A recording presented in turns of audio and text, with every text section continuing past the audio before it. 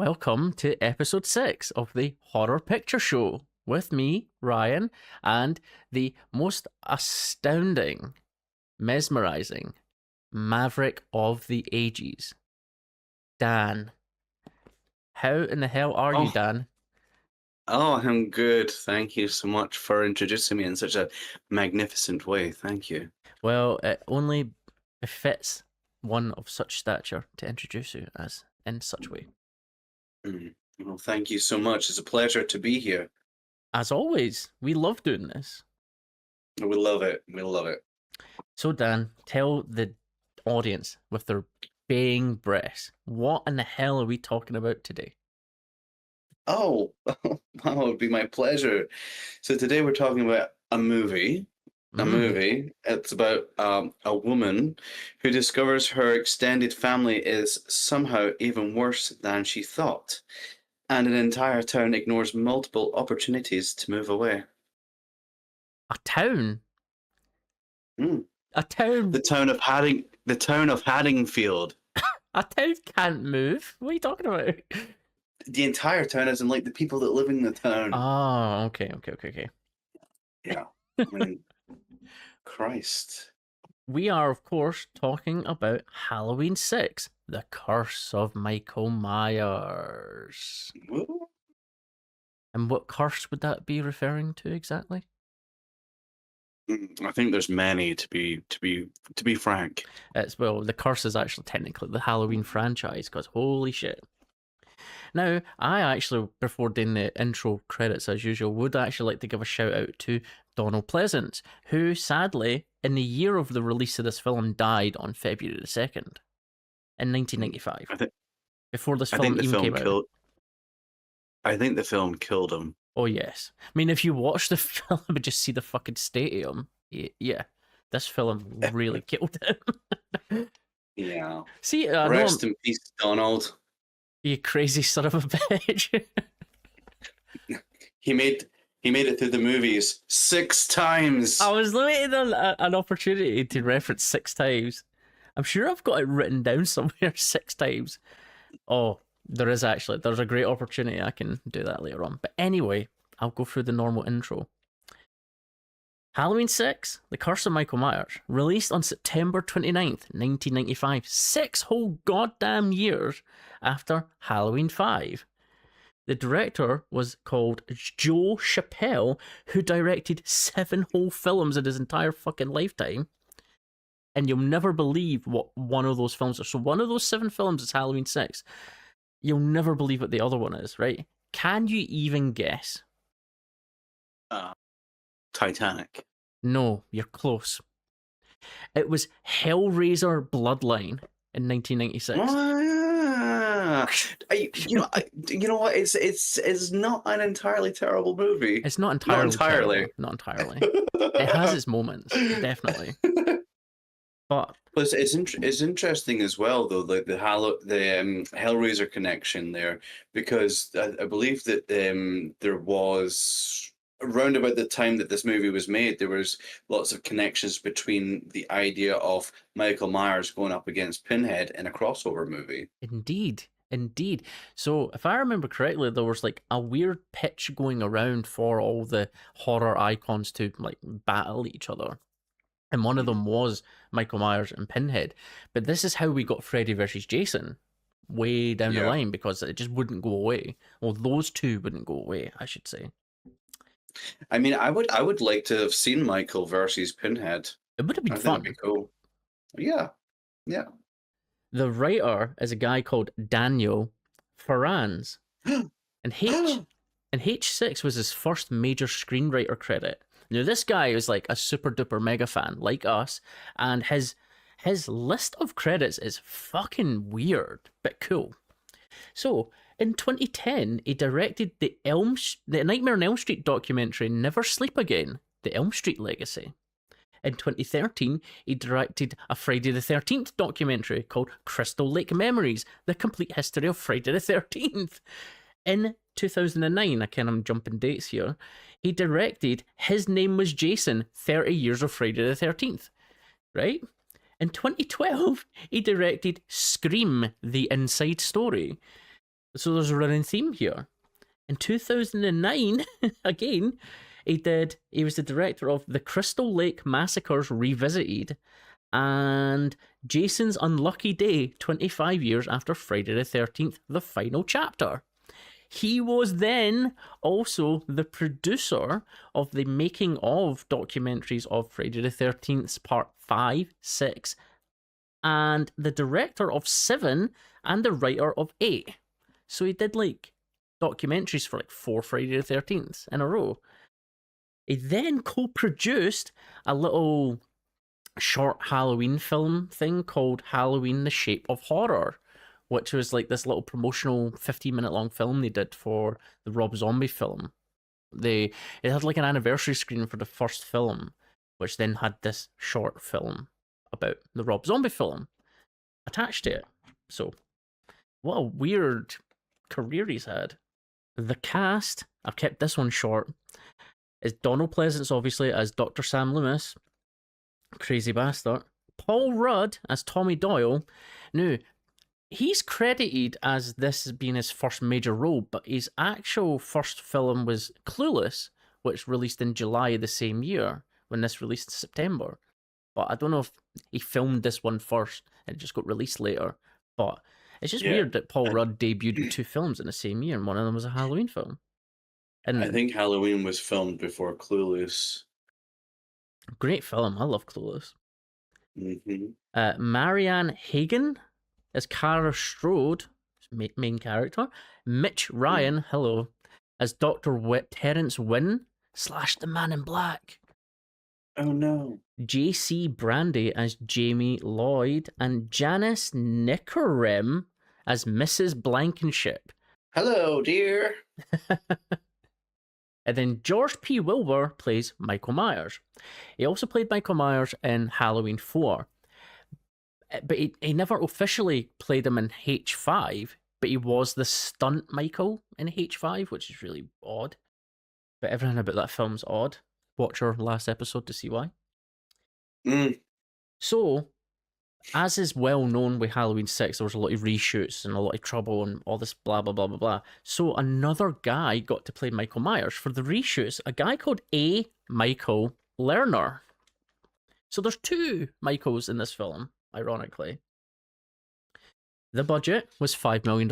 The box office in the US was $15.1 million. So not so bad, I guess. And my final favorite thing, the runtime is 88 minutes long. Thank you so much. Thank you so much. I'm so happy. So happy. It made rewatching this so much easier. It's perfect. It's perfect at 88 minutes. It doesn't need to be any longer or shorter, believe it or not. It's perfect. And now, even more very quickly, film releases in 1995 include In the Mouth of Madness by John Carpenter, which I recently just bought on 4K. Brilliant film. I haven't seen it. It's so good. It's a Lovecraft film with Sam Neill in it. It's brilliant. It's so good. Oh, I've been meaning to watch that, actually. Oh, you'll love it. You'll love it. Mm-hmm. Candyman, Farewell to the Flesh by Bill Condon. Another film I have on Blu-ray. Fantastic film. Believe me when I say, Dan, that this is the second Candyman film. It's just as good as the first one. So, would highly recommend. Village of the Damned, also by John Carpenter. Wow. One of the very few his I've not actually seen. Leprechaun 3. Species. Species 1. Great film. Love that film. I believe it was your debut film, but they gave the credit to Natasha Henstridge, but whatever. I remember. Well, I shot all the body scenes. Yeah. She was just the face. Yeah. Lord of Illusions by Clive Barker, one of my favourite authors of all time. The Prophecy with Christopher Walken. Oh, tell me if you've heard of this one before. The Return of the Texas Chainsaw Massacre. I love that film. Is it good? So actually, remind me which one it is again. So The Return. It's not the second one, is it? That's the fourth one, I think. Is it the third one? No, is it the third one? Is the third one not got 3 in it? Texas Chainsaw Massacre 3, but then Then let it's me that look one. at it just Yeah, now. look it up Let real me quick. let me look it up real quick. And I'll say the last two 'Cause- films. So the last two films in 1995, also Seven by David Fincher, fan-fucking-tastic, just got a 4K release as well. And Great Vampire film. in Brooklyn, one of my favorite vampire films ever. Eddie Murphy plays the vampire in it, directed by Wes Craven. One of his genuinely good films, out of very few. Hmm. And that's your intro, really.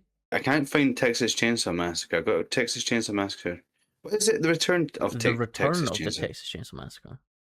But it's also called The Next Generation. That's why I'm not recognizing it. Ah, right. Yes. So that's the one with Matthew McConaughey and Renée Zellweger in it. Wow. And it's it's a rough watch. It's a rough watch. I want to see it. I want to see it so bad now. Now that you've mentioned it. It's yeah. I mean, I loved the second film. I think the second film is good because it's like kind of stupid on purpose, I guess. Yeah. But this one, I think that everybody thought they're. I don't know how to explain it, but they were all quite serious, and this does not come off that way. On IMDb it has a 3.4 out of 10, and I give it a 3 out of 10. Nice. So it's on point then. It's yeah. I mean, it sounds kind of familiar to how a lot of people do the Halloween films. Like, they take it very seriously, but it's just like the most unserious thing ever. I think with the Texas Chainsaw Massacre films, there's a level of quality that's just really missing. Oh yeah. From all of them, except for maybe the reboot one with Jessica Biel in it. That one was like a genuinely well shot film. Yeah, I thought that was quite a good one. I thought it was a good one. And then they made The Beginning and killed the franchise. Mm. Oh well, sounds like Halloween, really. So, you've mentioned you've mentioned at the start what the film's about, but what you like to do and what I like to listen to you explain is put yourself in the shoes of someone in 1989 or 1995, sorry, going to see this film for the first time in the cinema. What's the overall thoughts? I mean, actually, a little story for you. In 1995, or maybe it was 1996, I did see this film because my mum rented it for me on videotape cassette. Wow. And as a child, so 1995, I was 10 years old, and I'm going to guess it was Halloween 1996. I must have seen it. And I would have been 11, and I remember being quite scared with the first scene where the nurse gets kind of like pinned up against the wall. But I think that watching the film, I think what is scary about it is the loud noises, and it's one of the greatest sins in movies for me is just when everything else is so quiet and all you get the jump scares are really loud. Or what happens in this film is every scene cut, you get the big loud noise. Yeah. So I wonder if in 1995, seeing that, because I don't think it was done so much then. Jump scares were a bit of a novelty back then, but now they're like oversaturated to hell and back. Yeah, so I wonder if maybe it was like quite thrilling to see that back in the day. But I think that most people would have thought that it was a little bit hollow and directionless, maybe. I agree with the directionlessness and the hollowness as well, but I would say the hollowness is by design, which we can get to when we discuss production stuff, because it's technically by design through no fault of its own, really. It's actually more of the fault of the previous two films, why it's so hollow this time around. But we'll get to that later, because I want to agree with you and expand on something about you saying about no the loud noises, but about it being scary, but people finding it scary. Because when I was rewatching it for this episode, I actually thought this was so much more scarier than it had any right to be. Like, Michael Myers in this film is an absolute powerhouse. Oh, he's terrifying. His mask, his demeanor, the way the film shot, how literally dark the film is. It's quite a terrifying Halloween film. Yeah, I'd say he's kind of on par with the the remake films. The second remake film, he was quite violently brutal in that film, and I think he's like quite on par with that in Halloween 6. But then even with the first 6 films, he's on par with like H2, because in H2 he's excessively violent as well. There was moments where I'm watching it and like the drool's dribbling down my lip, I'm bored at my nut, and then Michael Myers comes on the screen and I'm like, wow, that was really cool. That was really dark. Holy shit, this is shot really well. Like, what's going on here? It's like they saved all the best bits for Michael, which I can appreciate about the film, and saved all the crap bits for all the non-Michael scenes. There was a bit where it's right at the start. I'm gonna dive right into this bit, right? Because I'm so glad you mentioned the nurse at the start. She gets her head impaled on a fucking spike on the wall. That scene is absolutely fantastic. I would even go as far as to say it's like jaw-droppingly brilliant, because I was so shocked at how good it was. It's so funny because like a lot of this film, it starts off really fucking stupid. The scene before that, she helps Jamie Lloyd in the baby escape. And then the literal next scene, she runs down a corridor, hears a noise, and turns around and goes, Jamie? And I'm like, bitch, you just fucking let her go. You literally just sent her outside. Why the fuck would she be there? But then it's so great. Like, I'm going to try my best to describe this shot because it's just wow to me. So you've got the nurse completely lit in this white light on the left-hand side of the screen. The entire background is pitch black. You can't see a fucking thing.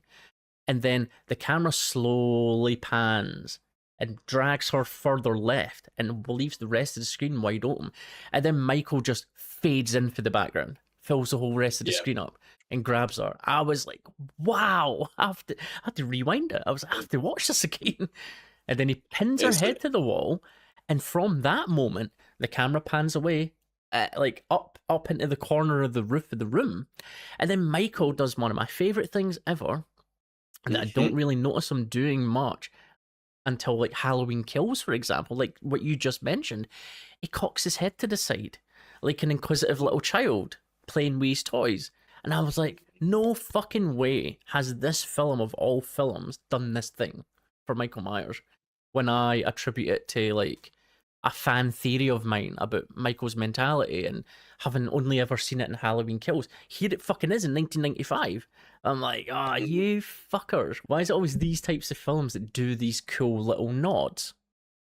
Sorry, I had to go off on that one because like that bit is just fucking brilliant. And then the rest of the film's like kind of... Yeah, I think that opening scene is great. It's the audience haven't seen their main person for 6 years, and just for him to just like come through the darkness, that is just it's so cool. good.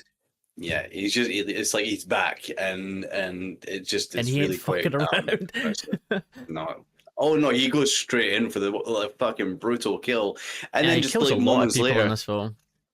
And then, like, moments later, he snaps that guy's neck, like, rips it basically right open. like gristle, like, poking out, like... That scene's also so silly because Jamie Lloyd could have been so much more useful there. She could have just rolled her window down and told the guy to run away.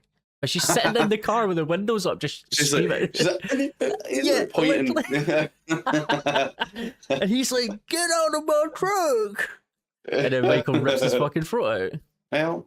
That's what he gets. This I'd like to take this opportunity to actually mention that we're only going to be talking about the theatrical cut of this film, not the producer's cut.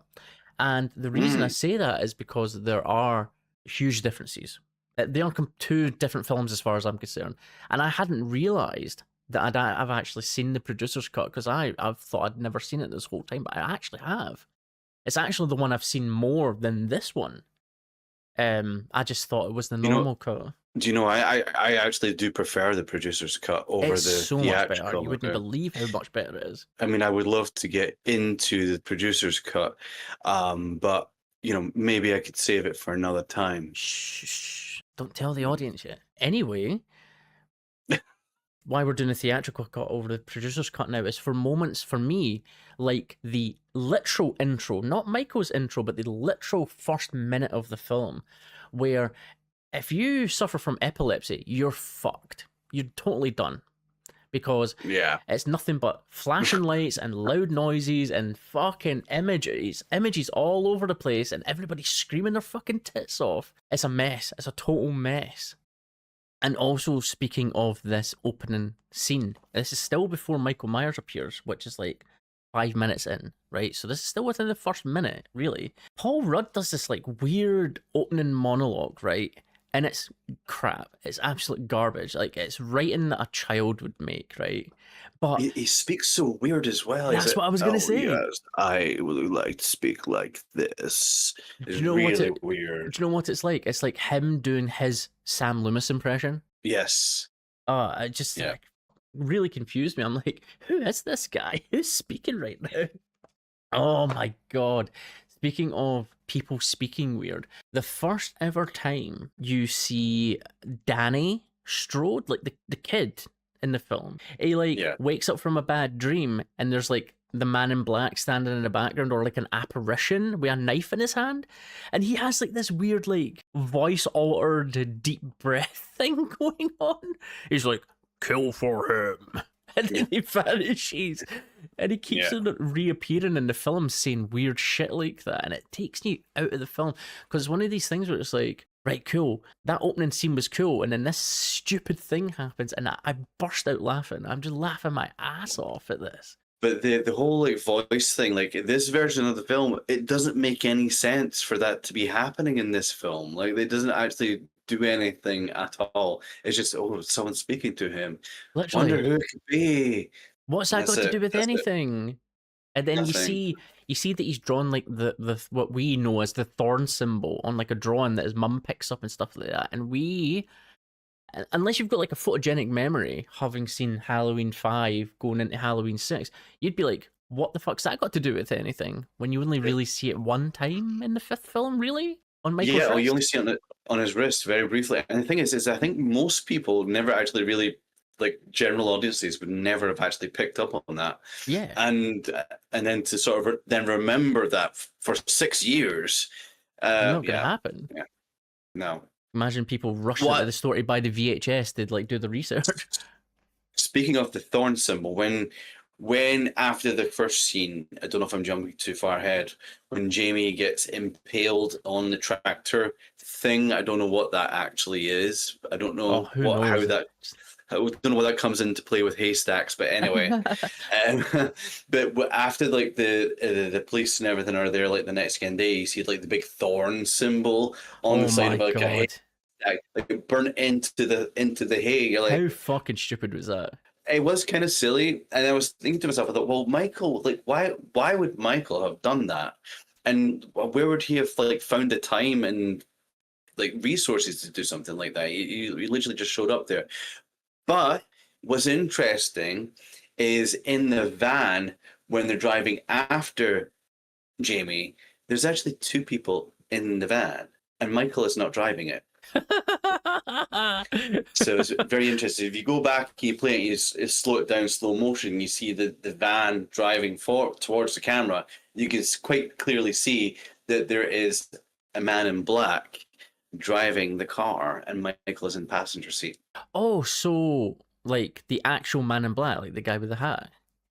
I would imagine so. Yeah. Right. So there was 2 people at the scene of the crime. Maybe more. Maybe there was more in the back of the van. Then why?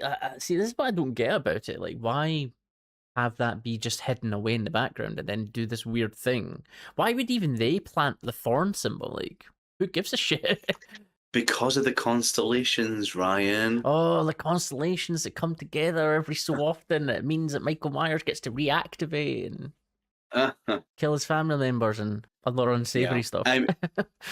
I mean, I have a theory that it's part of Colonel Cochrane's plan. Colonel Cochrane. I can never say it. Colonel Cochrane. Colonel Cochrane. It was always his plan from the 3rd movie. God damn it, that Irish bastard. This is all his doing. All his doing. The Halloween 3 legacy lives on. Where's the the Chalice? Where's Dr. Dan Chalice's children and all of this? Why aren't they taking revenge against Silver Shamrock and stopping all this from happening? No, they were robots. They were all robots. His entire family actually were cyborgs. He never realized because oh, no. yeah, Too busy shagging the fucking interns. well, yeah, who were also robots. They were all robots. Except for Dr. Dan. Apart from Dr. Dan, that was it. And Colonel Cockring as well, he was fine. And Cockring himself. God bless him. This fun scene happens like 10 minutes in, right? So you hear like this weird, this is after the kid wakes up and all that kind of stuff. And there's like a weird radio show going on about how Haddonfield's not had Halloween in however many years, ever since Michael Myers killed all them people. Whoa! And then somebody calls the radio station. It was Dan. And then immediately goes on to say, "Oh, I love Michael so much. He's such an animal." He comes to me at night. And then, just to make matters worse, the fucking Paul Rudd, Tommy Doyle character also phones the radio station and continues to do his crap Loomis impersonation. And then, yeah. Well, actually, backtrack a wee bit. See, when you were talking about Jamie Lloyd's death, it's a really great death. It's really fucking cool. So, yes, it is. It is really cool. And we'll talk about the other version maybe one day. But who knows? Who knows? Maybe in the far future. But no, that death is pretty gruesome, and it's really quite emotional as well, actually, because see, I've done a full like marathon of Halloween movies, and especially when you go from Halloween 4, 5, and 6, you've watched this little girl, and you know that it's his niece. And you saw her survive those 2 times before, and then for her to be taken out like that is really quite awful to see. You just like, it feels like really kind of like a gut punch. You're that's kind of awful, actually. Everything that happens in Halloween 4, like, are basically her whole adopted family getting killed, and then in Halloween 5, by the end, her and Michael have some weird kind of connection, kind of like become more aware of each other, like a familial bond happens. And then into 6, where she's like having this forced pregnancy or this forced birth, to then it's a different type of connection, I guess. Physical. No, okay. Anyway, it is really great when like he puts her on the prongs and then she cups her hands out, in reference to Halloween 5, where basically she did that to him and he believed her and she faked him out. And this time he fakes her out and goes, "Fuck you," pushes her straight fucking down. That's brilliant. That I really love that. All I will say is that the other version of her death is, I think, more brutal than this film, but in a very different way. Oh yeah. But this one, and you're right, with the hands out, you're like, oh no, why? You're kind of lured into thinking that that she's maybe going to make it again, and she's going to be through this whole film with us, but nope, gone within the first 20 minutes. And I'm gonna throw in a bit of production background for this specific moment, because this specific moment is, for me, it's quite iconic and endemic of a lot of the overarching franchise spanning problems that the Halloween franchise has, because the actress who played child Jamie Lloyd was meant to be in this film. She was technically contracted to do it, but they just didn't want to pay her enough. They just didn't want to pay her what she was due and what she was owed, basically.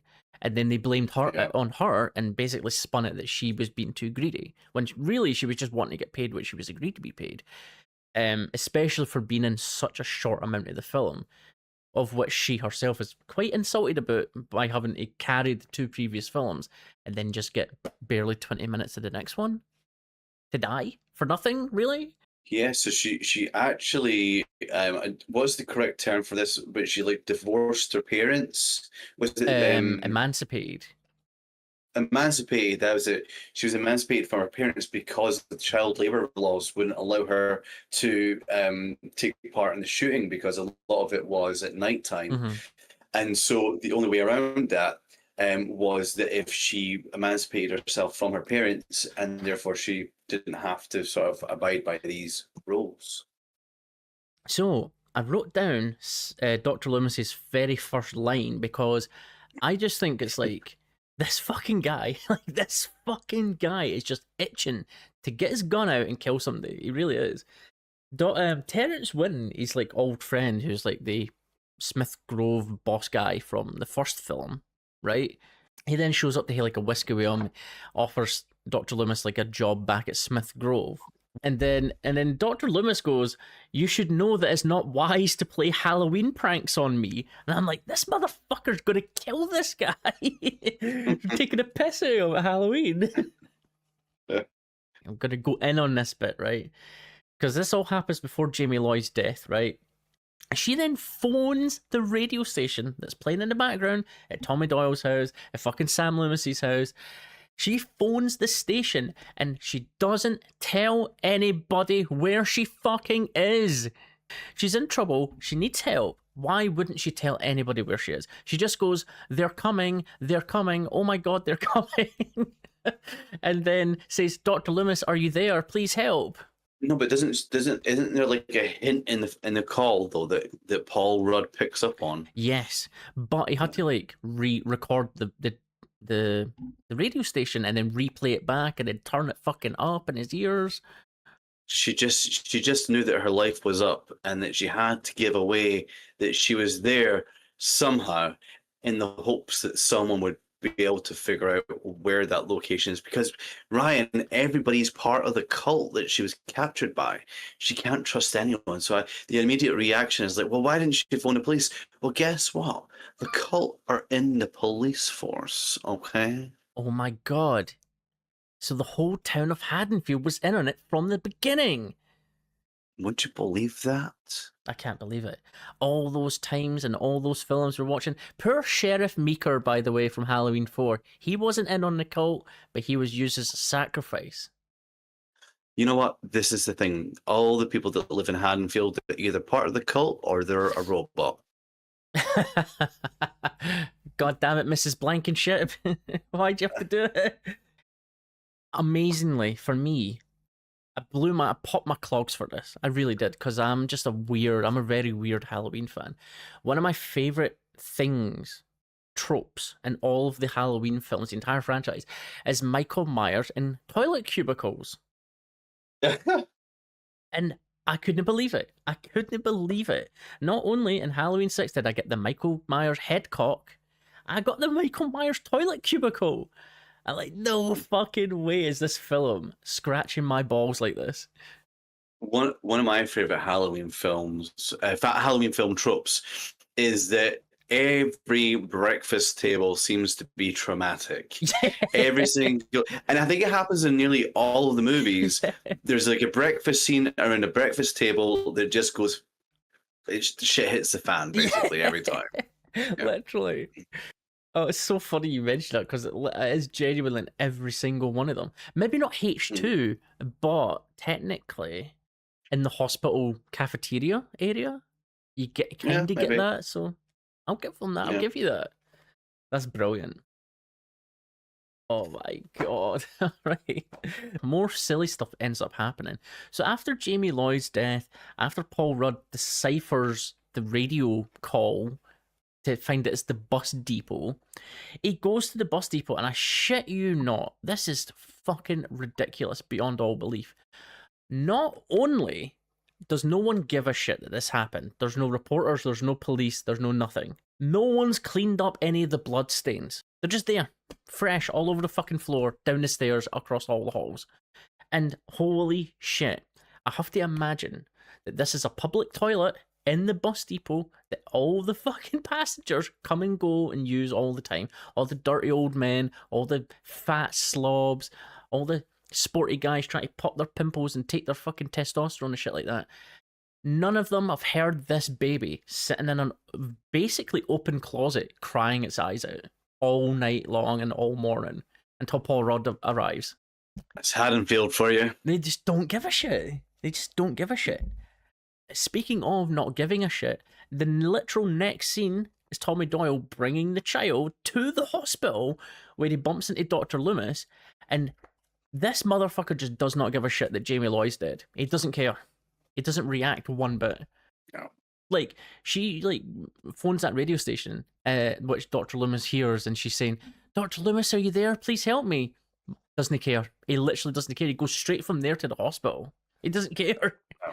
And then when No. Tommy Doyle shows up and tells him that this baby is Jamie Lloyd's, he's like shrugging, basically. He doesn't care. He doesn't say anything. I'm just thinking, how in the fuck has this guy went through all that trouble across Halloween 4, Halloween 5, basically assaulting this child, using this child as bait, holding this child up at gunpoint, going to shoot the child at the end of Halloween 4 because she's turned into Michael Myers, even though they retconned that as well. Basically strangling her in her hospital bed. Just doesn't give a shit that she's dead now. She was just a tool to get to Michael. That's all she Maybe was. that's what he always cared about, wasn't it? It was never about Jamie Lloyd. It was always about Michael. Yeah. Special boy. And now she's dead. Now she's dead. Oh, oh my god! One of my favorite Michael Myers scenes. One of my favorite deaths. One of the truly, genuinely scariest moments in the film comes after when Michael goes to Haddonfield proper and goes back to his house, which is where Kara Strode and the Strode family, the main family of the film, stay. Relatives of those who adopted Laurie Strode from the first film. That's how it all connects there. And it's the father, John, his death. He comes home from his work. His wife's no there. He's like wanting for his dinner and all that kind of stuff. His shirt's all hanging out. He's all disheveled. And then he goes down the stairs. He hears just like all the lights cut out, and then he hears all this tumbling. His face is lit, and everything else is dark. You can barely see anything. It's really well shot, really nice angles. You see the tumble dryer tumbling and tumbling and tumbling and tumbling, and it's getting louder and louder and louder. The power's no on, but it's tumbling anyway. And he gets up to it, and he gets up to it, turns it off, opens it. You know Michael's there. You know he's coming. We've seen this 100 times before, but it just keeps going and going and going. And then Michael grabs him, smashes him into the fuse box, and cooks the hell out of this guy. And then I love that. I love it. It's so goofy as well because it cuts away and all the lights are flashing out the windows like a fucking disco's going on. And then it goes back to him and he's foaming at the mouth, his skin's fucking melting. And then what happens? What's the piece de resistance? Boom. He fucking Head. explodes. Oh, Love it. I love shit But like that. what I think is so fucking funny about the beginning of that scene before he enters the house is he's obviously been drinking and you see the car just like smash into the driveway. One thing I do love about this film, it's just so unapologetically funny. It's like so unnecessary how funny that is. Mm. Which leads me on to my next funny moment. And it's stuff about Michael that I love because I still have this running theory that Michael's got a child's brain and a humongous man's body. And he just loves fucking with people. He loves playing pranks. He loves playing games. To him, he's not killing people. To him, he's playing with toys. And no other scene encapsulate this just as funny or just as well as when Tara Strode's brother Tim is in the house after his mum and his dad have been killed. And he's in the shower. He's showering and showering and showering, and he's like, oh, he's shouting at his girlfriend, can you hand me a towel? I'm freezing here. And whose fucking hand comes out and hands him a towel? Michael fucking Myers' hand. He just hands him a towel and walks away. It's very much like a callback to Halloween 2 when the lady's in the bathtub and and she's like, That's that with so a hand. brilliant, that. Yeah. I love it's how very Michael much- Myers fucks with people. Yeah, I think that what you're saying, that there's definitely something to that. These sort of like really sort of playful, silly moments would be something that a child would do. Literally. He's such a little fucker. I love Michael Myers. I love everything about him. The H6 Michael Myers has totally won me over. What a great Michael Myers. And then as soon as like Tim gets out the shower, then Michael kills him. He just kills him instantly after that. But he lets him get dry first, hands him the towel, lets himself dry him off, then kills him. That's hilarious to me. I'm jumping ahead now. Jumping ahead to the ending sequence. So what ends up happening is that Tommy Doyle and Kara Strode and Sam Loomis are aware that Michael's around and he's coming to get them. So they all hide across the road, because that's fucking smart, directly across the road to Mrs. Blankenship's house where Tommy Doyle stays. And they're all like hiding out there trying to protect the baby and Kara's son Danny. And then Dr. Terrence Wynn shows up and all these cultists show up, and it turns out that him and he's the man in black and Mrs. Blankenship and the whole town are cultists with the cult of Thorn, and they've all sent Michael to kill everybody. Very Scooby-Doo. Very Scooby-Doo. It's very goofy, it's very silly. And they kidnap Kara, they kidnap Danny, they kidnap the baby, and they, for some reason, don't kill Sam Loomis or Tommy Doyle. They just drug them and knock them out so that they can wake up and come back and destroy all their plans. And they give us the most bizarre cut when that happens. There's all this action, and then suddenly it cuts to them standing on the grass in the garden. Yeah. And Tommy's like, I think I have been drugged. And Dr. Loomis is like, we have.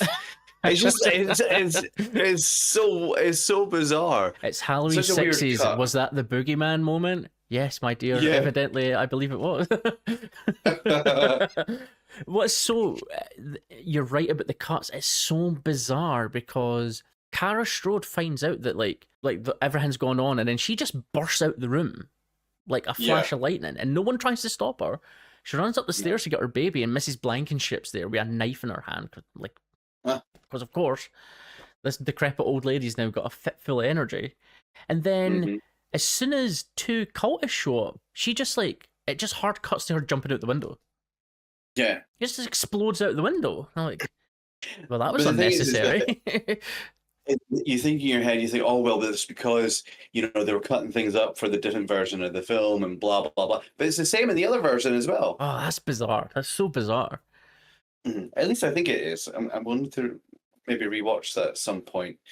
But I'm pretty sure that weird cut is in the other version as well. But I just don't know why, what she thought she was going to achieve by jumping out a 2-story window and landing flat on her fucking face. I'll get away from these cultists. They'll never catch me. Wah! And like you say, Tommy Doyle, I feel like I've been drugged, Dr. Loomis. Yes, Tommy, you have. You were drugged 6 times. And what's so brilliant about what follows after that is that... So, it turns out the cultists work out of Smith's Grove Penitentiary, which is where Michael went after he killed his sister for 15 years. And it turns out that these cultists and Dr. Terrence Wynn and all these people have been cultivating evil in this hospital the entire time. They're trying to create the perfect evil thing, and so that they can control it. And they feel like with Jamie Lloyd's child that they've perfected that. Weirdly, the only reason why Dr. Loomis got offered to join is because they appreciated the work he did with Michael over the years that he did with Michael to understand evil, help them theoretically advance themselves and whatnot. Oh, that fucking bollocks, right? So it basically stands to reason that all the other inmates in the penitentiary are basically Michael clones. And I kind of don't like it, in the sense of it stops Michael from being this phenom type character to, oh, well, any of these other characters could have been Michael if the luck was better, right? Because that's what they were doing. They were trying to breed Michael Myerses in this penitentiary to create this perfect evil being that could be stopped. But that's that. It's a bit weird. It's a bit weird. It's so out of fucking left field as well. But what is truly fucking brilliant about this moment is that when there's a scene where Tommy Doyle is trying to break out Kara Strode from her room, and he gets this fire extinguisher and he is absolutely slamming the shit out of this door. And then Michael Myers, just off camera, just casually walks out of her cell and looks at him with an expression like, who the fuck is making all this noise? My man went for a power nap and some cunt's banging these fucking doors. And he's like, what in the fuck? Who woke me up? It's so funny. And then Tommy does this fucking bizarre facial reaction thing to Michael Yeah. walking towards him. He's like, like it's He's so trying to play it bizarre. like, oh, it wasn't me, Michael, I swear. Like, sorry for waking you up, buddy. Hmm. That's a really weird scene. But it's like, there's weird cuts in that as well, because Michael's like, I swear to God, Michael's within a feet of him. Like, he can just reach and grab him. And then within like 3 cuts, Tommy Doyle's broke the door, opened it, dragged Kara Strode out, and they've stepped away from Michael, all within like a split second. When he could have easily just grabbed them and killed the both of them. Because by the time they run to the gate and shut it, he's already caught up and grabbed Kara Strode by the hair.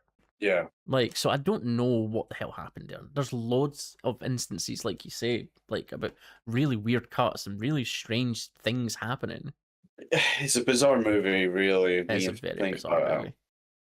it. And then they observe like this weird fucking operation going on, and then Yeah, and the test tube babies oh, and it's all really that fucking stuff. odd. I don't get it. Well, the test tube babies kind of make sense in a way, because if they've been trying to breed this perfect evil organism, surely some of them have been a bit malformed along the way Yeah. by the evil, not the other gross shit that's been going on that I don't want to mention.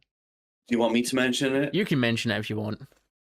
No, I don't want to. Okay, let's not then. Bad, Let's very not bad mention. stuff. Very bad stuff. Very bad stuff. Very bad stuff. And then just inexplicably, for some reason, for some odd reason, after all this time, all these years, these decades, Michael Myers just flips his fucking lid and kills everybody. Just slaughters them all. And then Yeah, I want to know. I want to know if Dr. Wynn was one of the people that he killed as well, because you never really see Dr. Wynn after that. I don't think, do you? no, you don't. That's a good point, actually. Yeah, because everyone in that room gets butchered, and I think Dr. Wynn was in there, but it's not very clear if he was Mhm. at that specific moment, and you don't see him die. Aye, that is a weird one, that actually. And then, ironically, we get to the end of the actual film where this is where the film totally loses me. It's garbage. This is garbage. Yeah, it really falls apart at the end. They inexplicably find a room full of biohazard fucking toxin, and conveniently placed syringes full of the fucking stuff. They lure Michael in. Michael becomes a bumbling fucking idiot and gets injected by this biohazard fluid. He gets his ass beat by everybody, basically, with lead pipes. He can't reach the child between the pipes because he's not got the brain power to think, oh, if I just crawl under, I'll get to him. And then he dies? Question mark.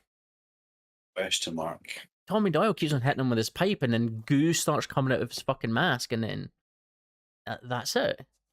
Then another weird jump cut to them all standing outside. And Sam Loomis being like, oh yeah, I think I'll stay. I got to go back in. I got to go back in and see him.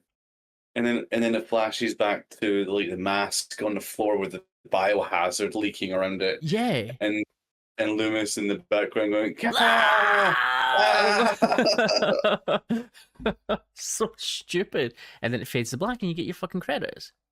And you're like, in memory of Donald Pleasance is oh what my comes god, up. the final insult. In memory of Donald Pleasance. Yeah. Poor guy. This film And officially killed Donald Pleasance. Yeah, that was the final nail, literally the final nail in the coffin for him. There's things in the film that I do really like, and obviously we've mentioned the producer's cut a few times through our chat, and I just wish that there was someone smart enough out there that was able to sort of like take the best parts of both of the versions and put them together. So like the producer's cut is missing all the really good kills in it. So I mean, the kills still happen, but they're not as detailed or gruesome. So if they were able to take that and add it to the producer's cut, definitive cut. That would be pretty Oh, yeah. cool. And then maybe like take away the ending for the theatrical cut And put and the put in the producers. producer's Yeah, cut. Yeah, something like that. that would I be don't know. amazing. Like the producers' cuts start and Jamie Lloyd's death are really good as well, Mm. and the opening Or monologue's maybe, different as well, which is nice. or they can maybe even like I don't know, like they could splice in the end of Halloween 5 into the beginning of Halloween 6. That would make sense. Or just give, well, actually, no, that would not be a good idea because the ending of Halloween 5, everything's fine. Like, Michael's gone and Jamie Lloyd's fine and she's safe. Like, No, I thought she gets taken away at the end of 5. no, like, Michael's in his jail cell and then he gets broken out, and the last shot is of Jamie Lloyd crying with the sheriff because Michael's out on the loose again. No, I think she walks into the broken, like the smashed in wall in the police station. She walks into it and she's crying, Yeah, and and then it becomes apparent that Michael's not there. yeah. But she's, for all intents and purposes, safe. Yeah, Like, she's not being kinda. kidnapped and impregnated and shit like that. I'm sure she is at the end of 5. Not pregnant. She was 9 No, no, years no. I'm old. just kidding. It's just kidnapped for Christ's sake. No. I'm sure that that's what happens, and the man in black walks in to the police station after. No, that her. was just this. That was just to break Michael out because he comes in with a Tommy gun and kills everybody. Oh yeah, see my Tommy gun. See? She. Wow, What a film! what a But film! like you say, there Wow. are things that I like. Like, I really love the Michael Myers in this film. The deaths are fantastic. And it's genuinely scary compared to a lot of the other Halloween films, which are just really goofy and silly. I think it's better than Halloween 5. That's for sure. I mean, it's not hard to be better than Halloween 5. No, Halloween 5 nearly killed our podcast. Literally. Literally. Well, I would say that Halloween 6 is one of my favorites, but I prefer the producer's cut over the theatrical cut. Mm. But the theatrical cut does hold a place in my heart, and I do rewatch it It regularly. holds 6 places in your heart. Well, it's funny you say that this is one of your favorites. One of my favorites comes up next episode in H2O, so I can't wait to talk about that. I mean, I think that's many people's favorites. Now, Mhm. I've saved this for less late into the pod after we've actually talked about most of the film in non-order of sequencing events, because everything leading up to this, quite frankly, dumpster fire of confusion, because it's a confusing film to watch. It's like all over the place. It doesn't know what it's doing, but unfortunately that's by design. Through 1989 all the way to 1994, a year before the film's release, which is another thing that keeps on happening in this franchise. They keep on making the film and releasing it so soon between finishing and post-production and release. From 1989, the franchise put on hold. It goes through a bidding war between Miramax and New Line Cinema. John Carpenter throws his hat in with New Line Cinema and wants to buy back Halloween again at this point. He proposes an idea. This harkens back to what we said at the start of the pod. John Carpenter proposes a Michael Myers in space film. But no, Miramax and the Weinsteins and Mustafa Akkad kept Halloween. We said it before about Mustafa Akkad. His heart was always in the right place. He genuinely loved the franchise. He was just a bit of a fucking idiot. And then throughout the next, 4 years, director would come in, would leave, a writer would come in and then leave, and then another director would come in and leave, and then another writer would come in and leave, over and over and over again, and constantly coming up with different ideas, revising the scripts, rewriting everything. No finalized cast until like the last possible minute. Most infamous being Halloween 666, The Origin, which was to follow a Chicago news reporter who arrives in Haddonfield to cover the town's first Halloween celebration, during which a series of killings begin. Do you remember that? Halloween 666? Six Yeah. times? And some of the ideas were pretty cool, I think. I think this could have worked. And I I think it would be believe a pretty lot cool. of this still made it into Halloween 6. And then, more infamously as well, Quentin Tarantino was approached to do Halloween 6. At the time, he'd just finished doing Pulp Fiction.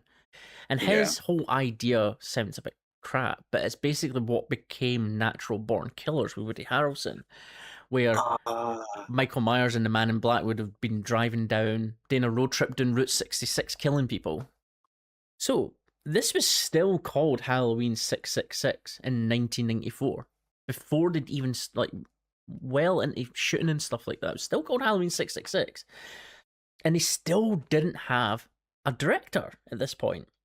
But they did have Daniel Farrans as the writer. And honestly, I appreciate the guy for being such a huge fan of the franchise, but oh boy, did he have some troubling ideas for this film. He originally wanted Michael Myers to be some sexual deviant.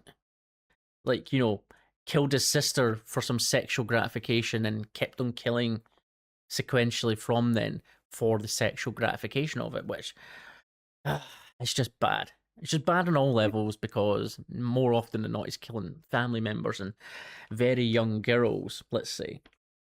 And he also wanted Jamie Lloyd to commit suicide at the start of the film, which, that would have been a fucking nightmare. The crux of why Halloween 6 is the way it is because Daniel Farrans came into Halloween 6 with the mandate to fix the franchise or to fix the messes of Halloween's 4 and 5 and to basically bootleg a mythology of the entire Halloween franchise, connecting 1, 2, 4, 5, and 6. Not 3, unfortunately, but that's our job. We'll do that. So he basically created why the cult, why Michael can't die, why Michael can't is super strong, the connections between him and Laurie and him and Jamie and the cult and Sam Loomis and Dr. Wynn and the cult and fucking all this bullshit and Tommy Doyle and Mrs. Blankenship and the Strodes and the Myers house. He made up all this stuff to connect, which is why Halloween 6 is so nostalgia baity.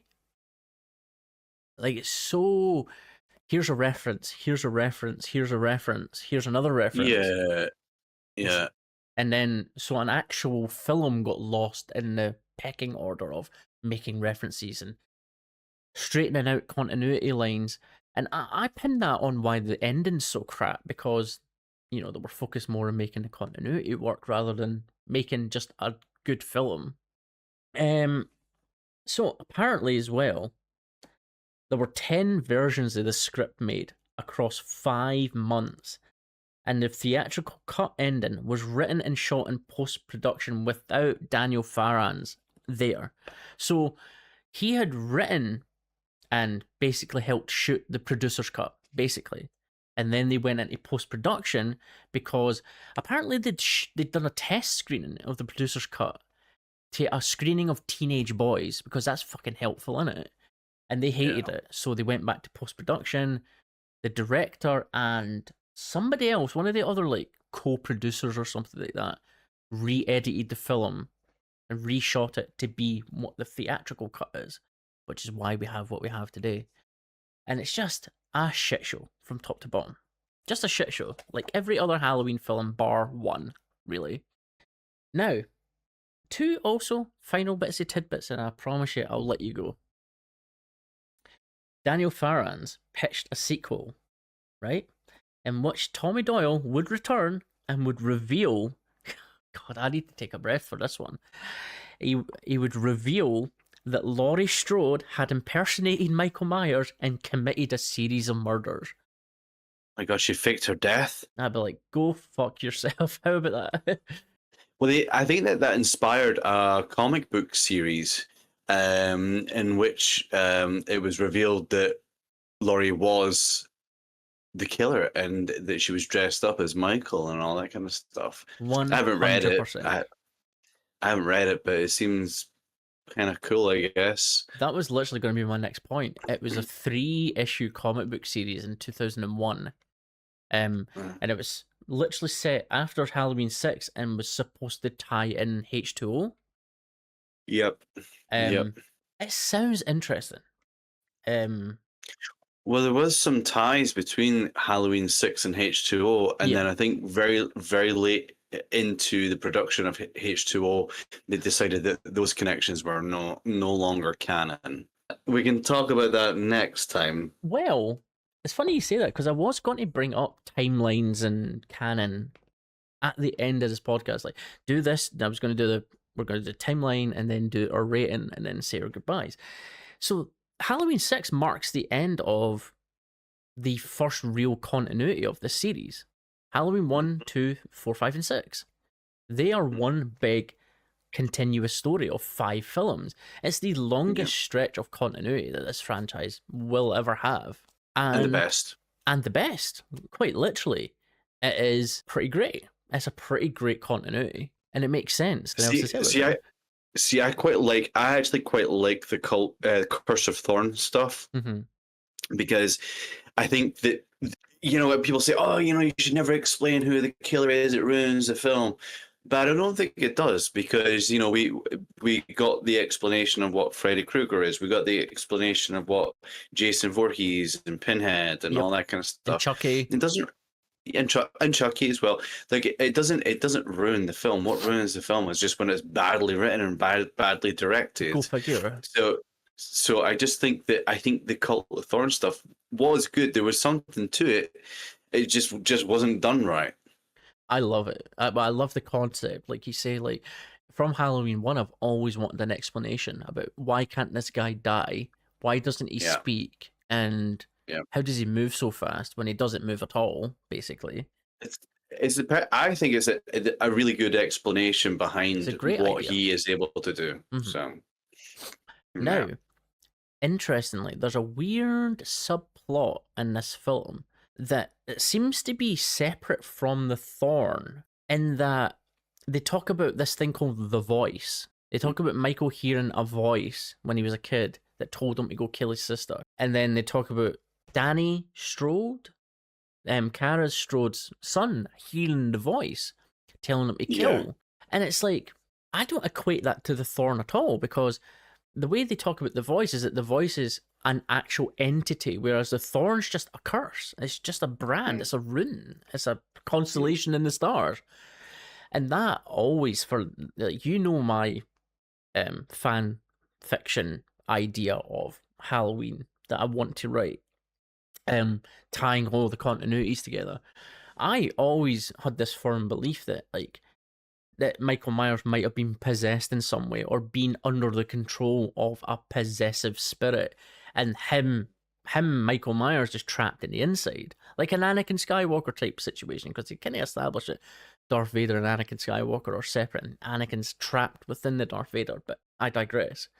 But I always liked the idea that, like, what is the Voice? Because they addressed this unofficially in Halloween Kills. Well, 2018 as well, but in Halloween Kills more specifically, they talk about why was Michael always standing at that window? Why was he always looking at that window? What was he seeing through that window? I always thought to myself that he was either seeing like this demon that was possessing him, or he was just seeing his kid version trapped within him, pounding against the glass, trying to get out. Who knows? We'll never see it, probably. I think that might be something. There might be something to that, but I think, if it was written correctly, we could say that perhaps part of the Thorn cult and constellation and all that kind of stuff could have played part of the possession. 100%, 100%, like a Hereditary type deal. So Dan, where does Halloween 6 sit in your hierarchy of Halloween films? Ooh. I mean, we've done 5 so far, so... We've done 5. And, if I was to be reminded as to how we measured this, because it's been 858 days since we last done this, Ryan. I never noticed. I never noticed either. We haven't aged a day. I certainly haven't. It's the Cult of Thorn that's kept me young. Well. Okay, so This might be a little bit controversial, Oh but dear. I have given Halloween 6 a 7 out of 10. Oh dear. It's- But that's for I the just I, producer's cut, though. no, this is part of the normal cut. I Oh don't my know what god, I you gave actually it. got two separate ones. I don't know if I have two separate ones. Maybe I was just including how I felt about the producer's cut. I think I took that into consideration when giving this the vote. I Okay. think I've contained both the versions with my vote, and I gave it a 7 out of 10. You know, I can dig it. I can accept you giving it a 7 out of 10. Because I gave Halloween 6, The Curse. Well, it's not even called Halloween 6, it's called Halloween, The Curse of Michael Myers. I gave The it, Curse of Michael Myers. that son of a bitch, I shot him 6 times. I gave it 2 stars out of 5, a 4 out of 10. Wow, It's generous. bad. It's so bad. It's not as bad do as you mean- Halloween 5. There you go. You mean you won't watch it again? Oh, I'll watch it again. No, the thing is, see with the Halloween films, I do love all the Halloween films. It's my favourite film franchise ever. I will Mhm. gladly rewatch all of them except for the fucking Rob Zombie ones. But yeah, it doesn't mean they're good. Well, that's where I stand. Just wait, I'll have my turn when we get to H2O. I'm going to glaze the shit out of that film. I'm gonna see. I'm gonna actually. I've got my own little list going on for the Halloween films. I'm gonna see where it actually sits in amongst. A My teacher rating. is living in fear. Bum, bum, bum, Was bum, that- bum, bum, bum. Was that for Halloween 6 or? No, or that's the H2O trailer. I'm trying to Oh, yeah. hype that shit up already. Two podcasters are living in fear. It's 1998. It's 1998. A teacher is living in fear. Evil has come home. Evil has come. Yes. Can't wait. Well, there we go. There we go. There we go. That was Halloween. The Curse of Michael Myers, unofficially called Halloween 6. What a Halloween time. 6, What a time to be alive. 6. Welcome to Do the you know- 90s. Do you know, though, actually, something we forgot to mention? One of the other titles of the film was The Origin of Michael Myers. No, I said that. Did you not just say Michael? Well, I don't know. Curse. No, film. I said Film. Halloween. 95. It was Halloween 666, The Origin. Oh, okay. What a great audience. What a great audience. Thank you so much for listening. If you did, we'll Thank you. Come. come. Thank you. Come. Come. Please, come.